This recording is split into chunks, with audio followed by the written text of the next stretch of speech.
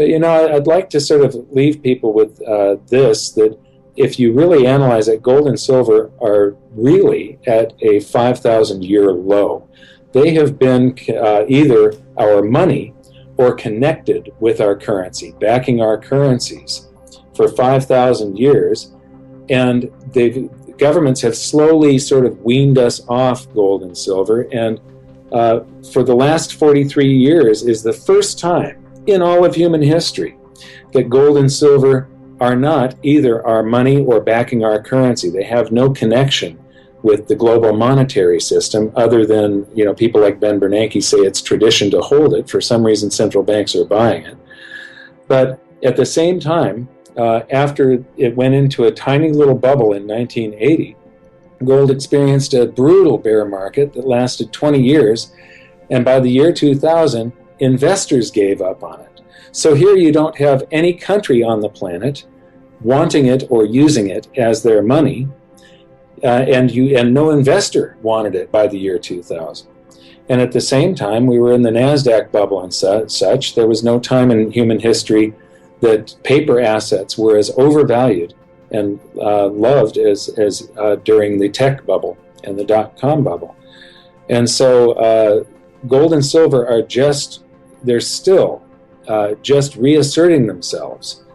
And if you look at gold as a percentage of global financial assets, it's still minuscule. It's not even on the radar. And when you see a financial commentator say that gold is in a bubble, to be in a bubble, people have to own it. And if you talk to your neighbors about gold and silver, most people will find that almost nobody actually owns any substantial amount of gold and silver. They don't, the percentage of their portfolio that's in gold and silver is either none or they, might have a few trinkets here and there. So the upside, I believe, is still enormous, but it isn't. As time goes on, I get more and more worried about our freedom and how disastrous this thing will be when it finally bursts because of the amount of stored energy. Yeah. And the more they put the inevitable day of reckoning off by currency creation and zero interest rates or negative rates, the worse it's going to be.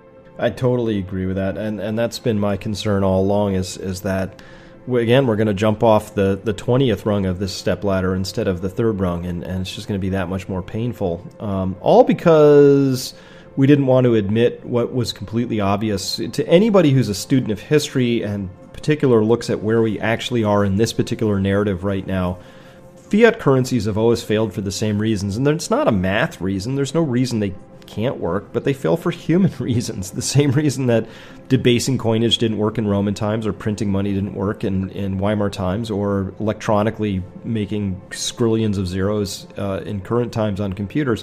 It's all the same human reason, which is, gosh, wouldn't it be great if we could just cover up our prior policy errors by just printing a few things right now, and my career will be good. And it's just how humans are. So my belief... And because politicians, to get elected, they've got to promise people something for nothing. Yep. So my bearishness, as people call it, like, why are you so down on all this? Like, I'm not down on anything. I'm actually very bullish on the idea that humans are constant. They don't change. I just hope we learn from our mistakes. Well, there's always a hope in that. So we've been talking with Mike Maloney. He is the founder and owner of goldsilver.com and the author and producer of The Hidden Secrets of Money, a fantastic series. You got to watch it, because if you want to know where we're going, you got to know how we got here. To do that, you have to know our history. Hidden Secrets of Money will give you all of that and more. Mike, it's just such a fantastic series. Thank you for producing that. Thank you very much for having me. It was great. All right. Well, we'll have you on again, and thank you so much for your insights today. Okay.